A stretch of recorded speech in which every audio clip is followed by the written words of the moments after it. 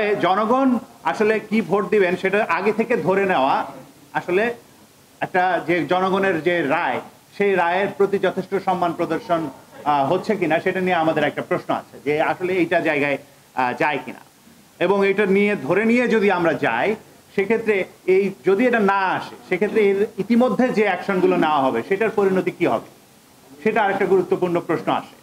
ফলে আমরা যেটা বলেছি যে আমরা বিদ্যমান সংবিধানের যেভাবে আসলে সরকার গঠিত হয়েছে যে 106 অনুচ্ছেদের ভেতর দিয়ে সেভাবেই এরকম একটা পদ্ধতি হতে পারে যে 106 অনুচ্ছেদের ভেতর দিয়ে আমরা আগামী যে সংসদ নির্বাচন সেই সংসদ নির্বাচনটাকে মৌলিক সংস্কারের জন্য এখতিয়ার প্রাপ্ত এবং একইভাবে সরকার গঠনের জন্য সে এখতিয়ার প্রাপ্ত এইভাবে আসলে আমরা দেখতে পারি কিনা যেহেতু জাতীয় প্রয়োজন আমাদের এটা তৈরি হয়েছে এবং জাতীয় প্রয়োজনের ভেতরে রাজনৈতিক দলের ঐক্যমত্যের প্রক্রিয়ায় এই জুলাই সনদ গঠিত হয়েছে।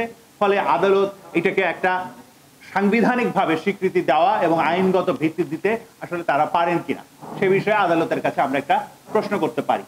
এইটার ভিত্তিতে যদি আদালত একটা সিদ্ধান্ত দেন সেই ক্ষেত্রে সরকার একটা অধ্যাদেশ করতে পারেন যে আসলে এটা আগামী নির্বাচনকে এইভাবে আমরা দুইটি ক্ষমতা দিচ্ছি, একটা হচ্ছে মৌলিক সংস্কার সংবিধানের মৌলিক সংস্কার আর একটা হচ্ছে রাষ্ট্র পরিচালনা। এই জায়গার ভেতর দিয়ে একটা সমাধানের প্রস্তাব আমরা দিয়েছি। এইটা এখনো পর্যন্ত আলোচনায় আছে এবং আমরা আসলে পারস্পরিকভাবে আলোচনা চালিয়ে যাচ্ছি এমনভাবে যাতে আসলে এমনভাবে আমরা এই প্রক্রিয়াটাকে ক্ষতিগ্রস্ত না করি যাতে দেশ একটা বড় বিপদের মধ্যে পড়ে। প্রস্তাব অনুযায়ী কিনা ঘোরার আগে গাড়ি চুরার পদ্ধতি হইল কিনা আসলে আগে আপনি কার্যকর করবেন তারপরে ইএসপি তৈরি করে যাবেন আপনারা। আর কেউ কোনো প্রশ্ন আছে? আচ্ছা, আমরা তো ইতিমধ্যে শুনেছেন আজকের আলোচনার বিষয়। সবাইকে সালাম, শুভেচ্ছা, আসসালামু আলাইকুম।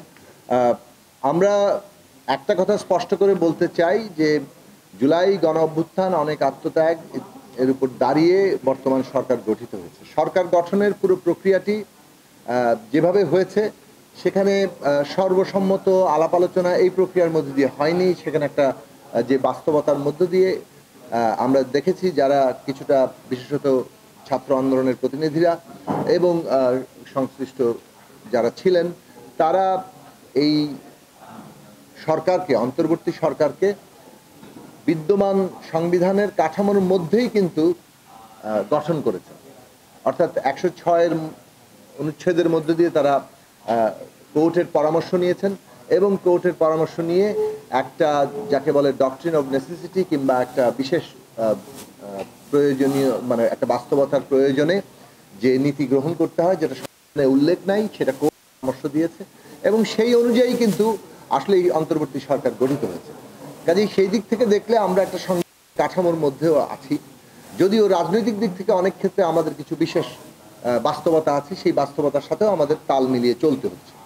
কিন্তু আমরা যেটা পরিষ্কার করে বলতে চাই, এমন কোনো পদক্ষেপ নেওয়া ঠিক হবে না যাতে এই অন্তর্বর্তী সরকার যে যে নিয়মের মধ্য দিয়ে গঠিত হয়েছে, যে ধারাবাহিকতা আছে সেটা নিজেই ক্ষতিগ্রস্ত হয়ে যায়। মানে অন্তর্বর্তী সরকারের বৈধতা নিয়ে প্রশ্ন ওঠে কিংবা সংবিধান স্থগিত করার মধ্য দিয়ে এক ধরনের রাজনৈতিক অস্থিতিশীলতার পরিস্থিতি সৃষ্টি হয়। এইটা আমরা সকলকেই বলবো যে সচেতন সতর্ক থাকা দরকার যাতে করে আমরা এমন কোনো জায়গায় না যাই যেটা আমাদের জন্য বিপজ্জনক খাত তৈরি করতে পারে।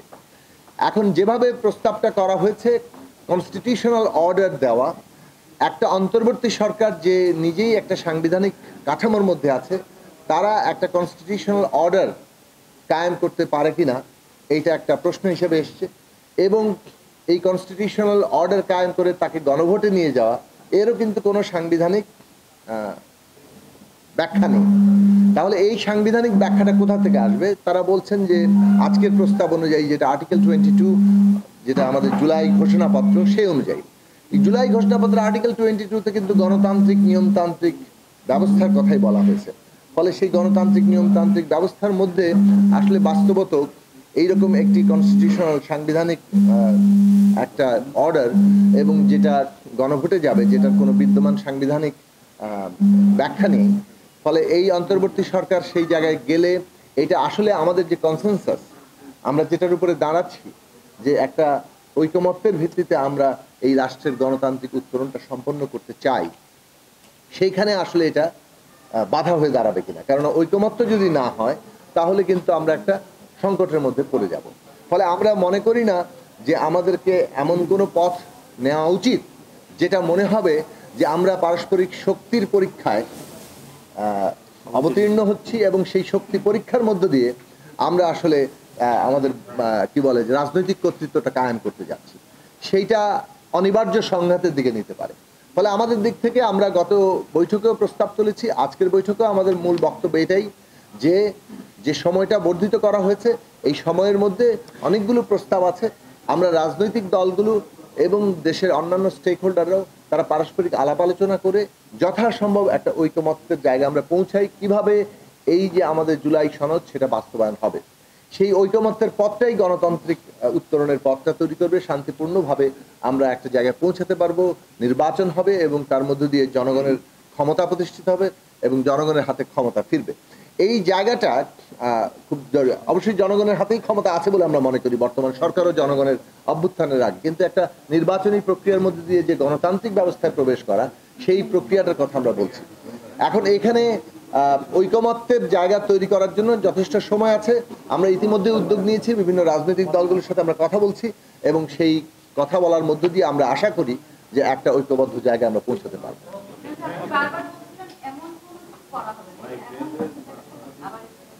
এমন কোনো কিছু যেটা হচ্ছে যে একটা হচ্ছে ঐকমত্যের ভিত্তি নয়, মানে ঐকমত্যের ভিত্তিতে হচ্ছে না, এমন কোনো কিছু যেটা আসলে বর্তমান সরকারের বৈধতাকে প্রশ্নবিদ্ধ করে, অথবা সংবিধানের স্থগিত করা, অথবা সংবিধানের উপরে কোনো একটা সুপ্রা কিছু চাপিয়ে দেওয়া, যেটা আসলে একদিকে সাংবিধানিক সংকটের জায়গা তৈরি করতে পারে, অন্যদিকে হচ্ছে এটা ঐকমত্যকে ভেঙে দিতে পারে।